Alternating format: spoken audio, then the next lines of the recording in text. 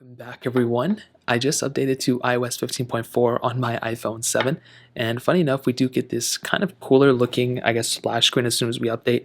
So you can see I get a couple of these prompts, totally okay, let's go and bounce out of these. Now, I will tell you, I just installed this update, and it was a pretty decent sized update. This thing brought a lot of different cool features within it.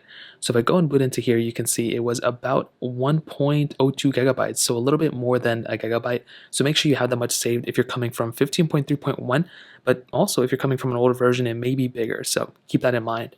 Now you can see right in the release log, it says 15.4 has the ability to unlock with Face ID while wearing a mask on iPhone 12 and newer if you have those devices. It also says this update includes new emojis, new voice option for Siri, and other features and bug fixes for your iPhone. So this was a big update specifically for the 12 and the 13. So if you're coming from the 7, you're going to be getting a couple cool things here and there, but it's mostly a big update for the 12 and the 13, especially for macOS and iPads, which we'll get into in a second.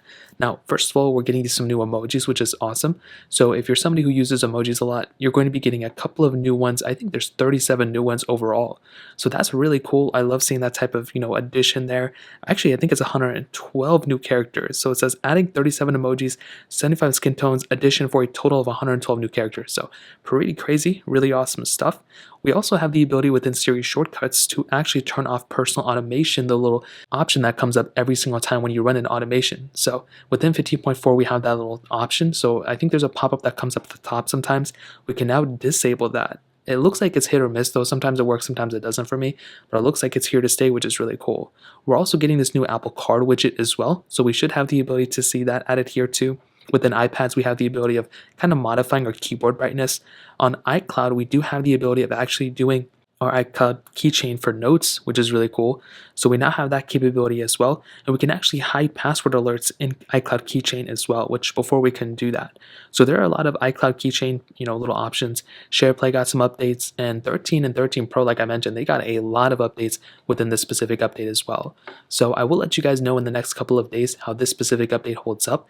I will tell you, installing this update took a long time on my 7, which is totally okay. It took a long time to download, and it took a long time to install.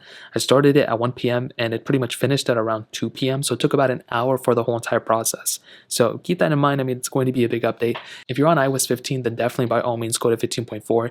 If you're on 14, it's up to you. I would probably recommend updating at some point now, since 14 is not going to be supported anymore. Apple changed that, I don't know why. But 15.4 is definitely a good way to go in my opinion. So that kind of covers it. If you guys have any other questions or anything, let me know in the comment section below. Hit the like button, that would mean so much, but definitely hit that subscribe button. More importantly than everything else, I love every single one of you guys. Hopefully I'll catch you guys in the next video. Peace out.